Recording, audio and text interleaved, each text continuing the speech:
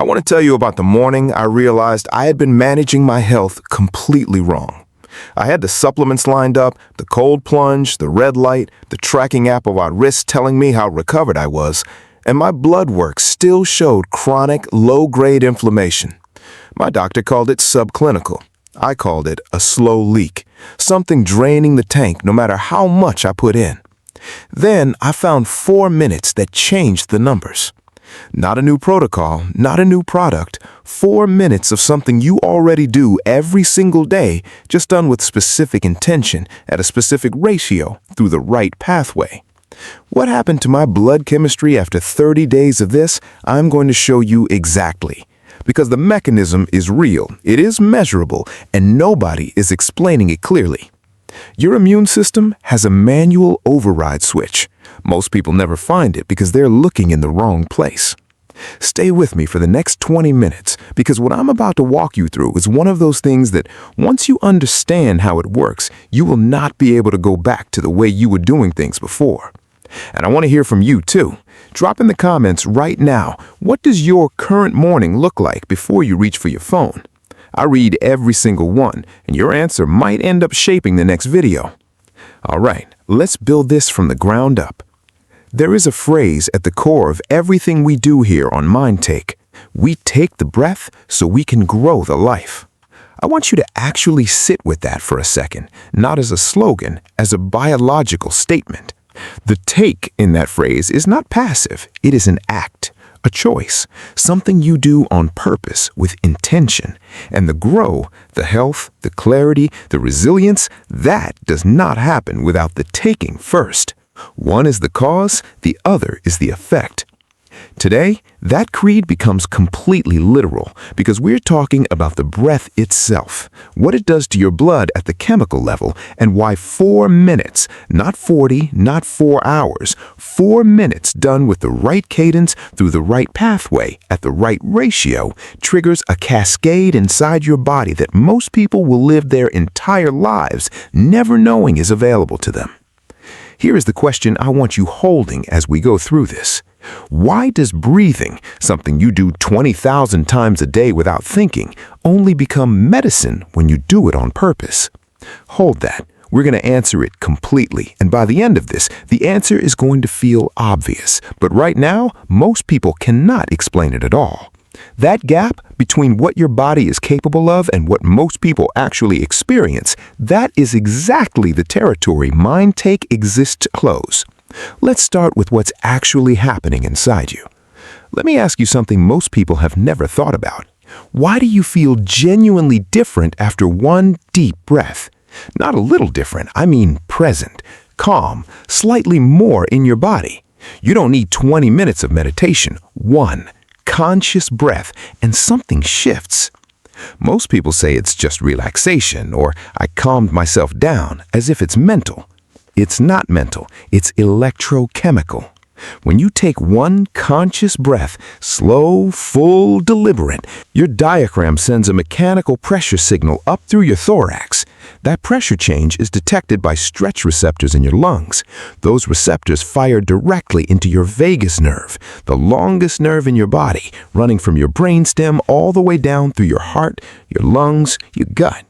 And the vagus nerve carries one message to your nervous system: safe. Just one breath does that.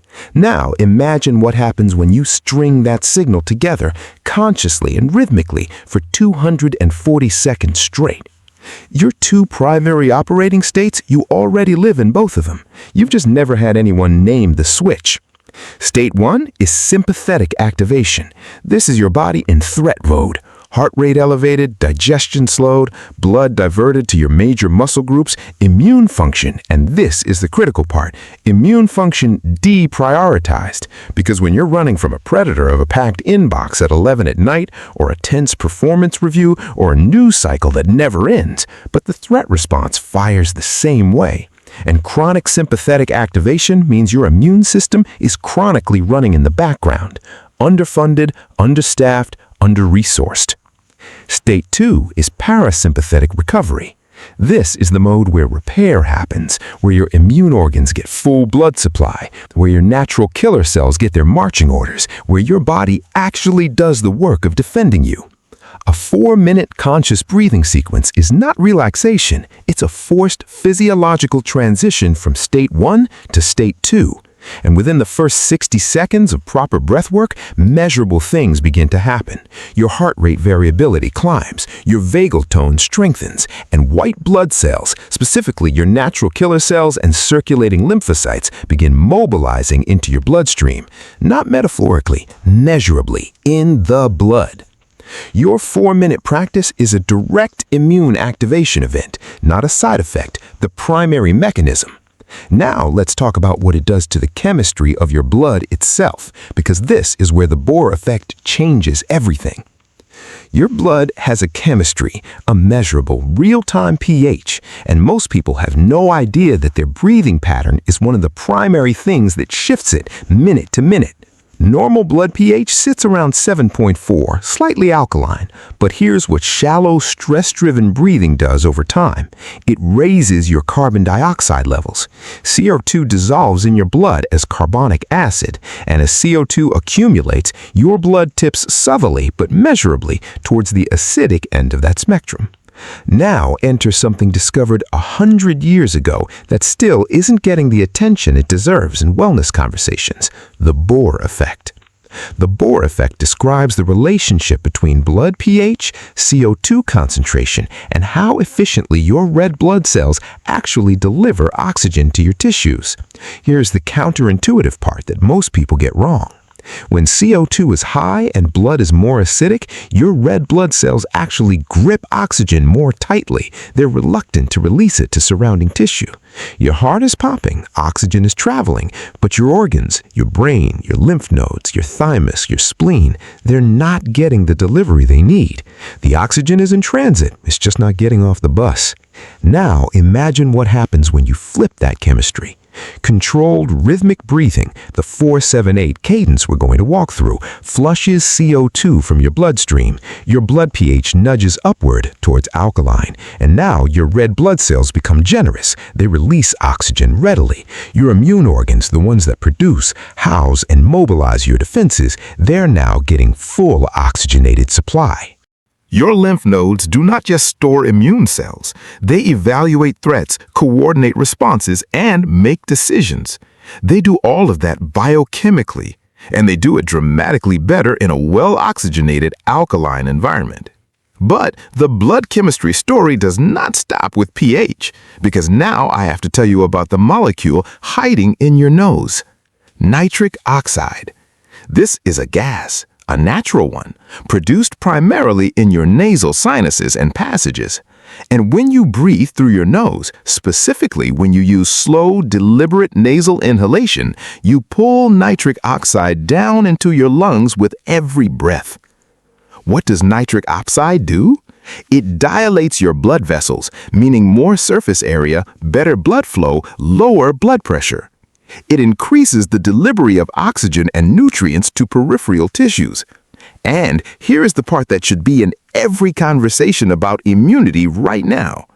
Emerging research demonstrates that nitric oxide interferes with the replication cycle of multiple respiratory pathogens at the cellular level.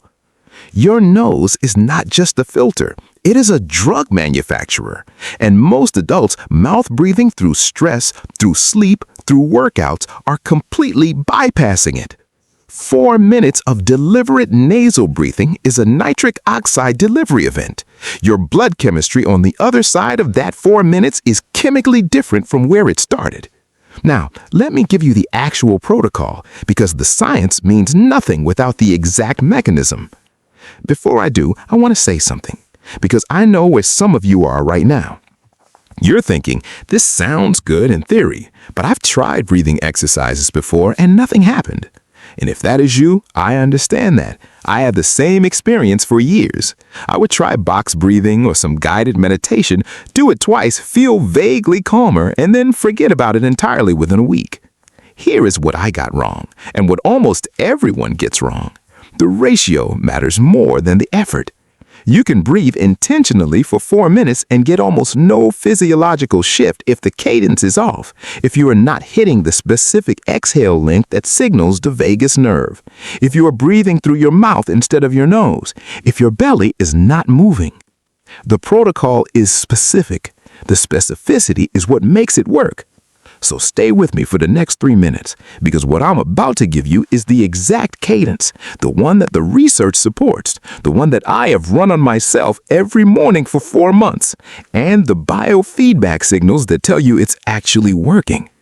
This is the part most people skip, and it is the only part that matters for results. All right, the protocol.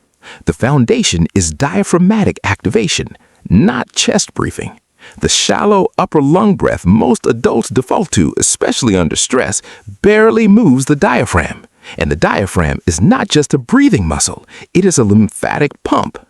Your lymphatic system, the network of vessels that carries immune cells through your body, clears metabolic waste, and filters pathogens, has no dedicated pump. Unlike your cardiovascular system with its heart, the lymph moves primarily through muscular contraction and pressure gradients. The biggest pressure gradient in your entire torso is created by your diaphragm with every full breath. A shallow chest breath barely activates this pump. A full diaphragmatic breath, belly expands first, then ribs, then top of chest rises last, creates a pressure wave that moves lymph up through the thoracic duct, through your lymph nodes, back into circulation where immune cells get deployed. 4 minutes of diaphragmatic breathing is a lymphatic flush. That's what you're doing at the mechanical level. Now, the cadence. The ratio supported by the research for combined immune activation and nervous system downshift is called 4-7-8. For those new to this work, there's a simplified version, 4-4-6. Start there. Here's the exact sequence. Inhale through the nose, 4 counts. Let your belly push out first, your diaphragm drops, your abdomen expands, then your rib cage widens, then only at the very end your upper chest rises. This is the sequence in that order. Hold for 4 counts for the simplified version, 7 counts as you build. The hold is not a strain, it is a pressure equilibration. Your alveoli, the tiny air sacs in your lungs, are maximizing surface contact with your blood. Gas exchange is happening at peak efficiency. Exhale, slow, controlled, 6 counts minimum, 8 for the advanced version. Lips slightly parted. Let it be audible, not forced. The exhale is where everything happens neurologically. The longer your exhale relative to your inhale, the stronger the parasympathetic signal, the clearer the message to your vagus nerve, the deeper the physiological shift. Repeat this cycle continuously for 4 minutes. That's 12 to 15 cycles depending on your natural pace. Now, here's what you're feeling for your biofeedback signal that the blood chemistry shift is actually occurring. A tingling in your fingertips or hands, a slight warmth spreading through your face, a gentle lightness behind your eyes, possibly a low buzzing sensation in your chest. These are not side effects, these are evidence. CO2 is shifting in your blood. Oxygen delivery is changing. Nitric oxide-driven vasodilation is opening your peripheral blood vessels. Your body is telling you in sensation what is happening in chemistry. That tingling is your blood chemistry moving. Trust it. Now, I want to take you somewhere that most breathwork conversations never bother to go. I want to say something that bothers me. The information I'm about to share with you, the 2026 research on how daily breathwork influences gene expression, this should be in every conversation about preventative health. It should be on the wall of every general practitioner's office. It is not. Most people will finish this week, this month, this year without ever knowing it exists. And a lot of those people are doing everything right. They're sleeping 8 hours, they're eating whole foods, they're exercising, and they still wonder why their inflammatory markers will not come down. Why they keep getting sick every time stress spikes. Why their resilience feels like it has a ceiling. The ceiling is not their effort, it is the information they have not been given. So here is the information. What the research is now showing is that the benefit of daily 4-minute breathwork is not limited to the session. It's not even limited to that day. What you're actually doing with every consistent practice is sending a signal to your gene expression. Epigenetics, the science of how environmental inputs change which genes your cells turn on or off without altering the underlying DNA code itself. Breathwork is now appearing in this research, and specifically the genes being affected are the ones that govern chronic systemic inflammation. The genes that signal for the kind of low-grade, persistent, under-the-radar inflammation that underlies virtually every major modern disease: cardiovascular disease, autoimmune dysfunction, accelerated cognitive aging. Those genes are being down-regulated in daily breathwork practitioners. Down-regulated, the inflammatory signal is quieting, not because the DNA changed, because the environment you created through your breath changed the expression. One session is a ripple on the surface of a lake. 4 weeks of daily sessions is a wave. 12 weeks in, the data suggests your baseline has actually moved. Your resting heart rate is lower. Your resting cortisol, your ambient stress hormone level, is measurably reduced. Your heart rate variability, one of the most reliable biomarkers we have for both cardiovascular resilience and immune readiness, has improved. Not from a drug, not from a device, from 4 minutes. And then there's the mitochondrial dimension. Your mitochondria are your cellular energy factories, but they are also the regulators of something called apoptosis, programmed cell death. This is how your body eliminates infected cells and potentially mutated cells before they can become a larger problem. It is one of your primary internal cancer prevention mechanisms. Chronic stress and oxygen inefficiency compromise mitochondrial function. Cells that should be cleared, damaged ones, dangerous ones, linger longer than they should. DNA repair slows. The system degrades. Consistent breathwork, by improving oxygenation, reducing cortisol load, and shifting the nervous system baseline, is emerging as one of the most accessible mitochondrial support interventions available to ordinary people.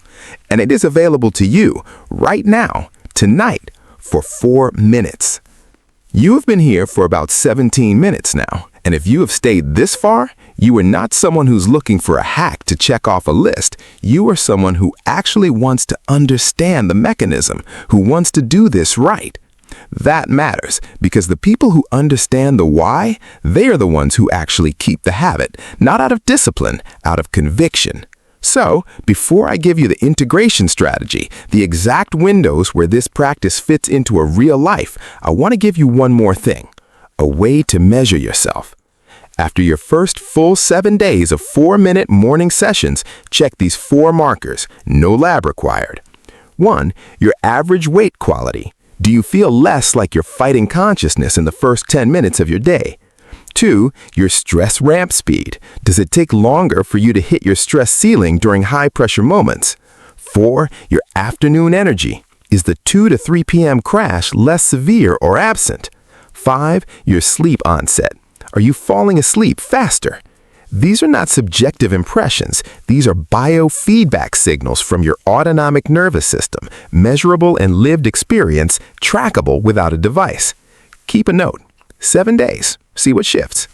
Now, let me show you exactly how to build this into the structure of your actual day. The single biggest reason powerful protocols like this one do not stick is not motivation, it's not willpower, it's architecture. Nobody told you exactly when and where to put it, so it lives in the vague space of "I should do that" and never becomes "I always do that." Let me fix that right now. Window 1, morning before the screen. This is your highest value window, bar none. Before cortisol spikes from notifications, before your nervous system reads the demand load of the day. Your blood chemistry is at its lowest baseline, which means the contrast from the breathwork shift is at its greatest.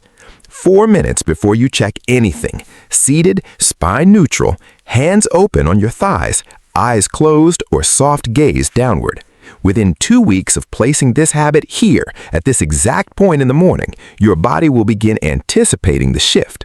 The nervous system learns routines the way muscles learn movements. It starts preparing before you even begin. That's what a neurological anchor feels like. And your entire morning changes its character, not from effort, from chemistry. Window 2, the pre-stress inoculation. You know your high-pressure windows, the meeting that puts you on edge before it even starts, the call you've been dreading, the afternoon when the demands stack. 4 minutes before that window, not during, not after, is a performance intervention and an immune intervention at the same time. You are entering that stressor with your parasympathetic baseline already elevated. Your cortisol response will be measurably lower. Your prefrontal cortex, the part of your brain responsible for clear decision-making, will have better blood flow, and your immune system will not take the inflammatory hit that chronic, unmanaged stress consistently delivers. This is not stress management as a coping skill. This is stress management as a biological preload. Window 3, pre-sleep immune repair. Sleep is when your immune system does its most intensive work. The lymphatic system clears toxins from your brain during deep sleep. Your body's repair cycles run longest in slow wave and REM phases, and the depth of those phases is in large part determined by how quickly and completely you enter the parasympathetic state at sleep onset. The 4-7-8 cadence performed lying in bed for 4 minutes is one of the most clinically consistent natural sleep onset interventions available. No supplement, no device. Your body temperature drops, your heart rate falls, the cognitive grip of the day releases, and you enter sleep already in the state where immune repair is maximized. The synergy stack. One more thing, because this protocol does not exist in isolation. If you already practice cold exposure, a cold plunge, a cold shower, performing the breathwork first primes your nervous system to the cold stimulus. You get a stronger adaptive response with significantly less shock. The cold is more effective because your nervous system entered it from a parasympathetic baseline. If you practice intermittent fasting, the morning breathwork in a fasted state appears to amplify the autophagy signal, the cellular self-cleaning process that fasting initiates. The improved oxygenation and the metabolic shift from the fast move in the same direction. These are not random wellness combinations. These are compatible mechanisms that reinforce each other. Build the 4 minutes first. Let everything else orbit it. Here's what I want to leave with you. Your immune system is not a passive wall. It's not something that either works or doesn't work based on genetics you can't control. It's an active, responsive, intelligent network, and it's listening to every signal you send it. Your breathing pattern, your cortisol level, your sleep depth, your nervous system state. Right now, most of us are sending it signals we didn't choose consciously. The shallow breath, the chronic low-grade stress, the sympathetic dominance, not because we're careless, because nobody ever showed us the dial. That's what MindTake is built for. Not to give you more to do, to give you fewer, better things, done with understanding, with intention, with the biological why underneath the habit. We take the breath so we can grow the life. That creed just became tangible. You took 20 minutes today. You took the mechanism. You took the protocol, the timing windows, the biofeedback signals, the epigenetic context. You took all of it. And now you have the capacity to grow something that wasn't available to you this morning. Your immune baseline, your nervous system resilience, your cellular repair environment, your daily 4-minute ritual. Tonight, before you sleep. Try it, not because it is on a list, because your body has been waiting for this signal. And 4 minutes from right now, it will answer you in a language you can feel. Leave a comment and tell me, what does your morning look like right now? Are you already doing any breath work? Where does this fit in for you? I read every single one, and I'm not just saying that. The conversations in the comments below this video consistently teach me something. That is not an accident. That is the MindTake community, and it is the reason I keep showing up here week after week. Hit subscribe if this gave you something real today, something you are going to actually use. Share it with one person, not for the algorithm, because the right information in the hands of the right person at the right moment changes something real. That is the whole point of being here. I will see you in the next one. Take the breath, grow the light.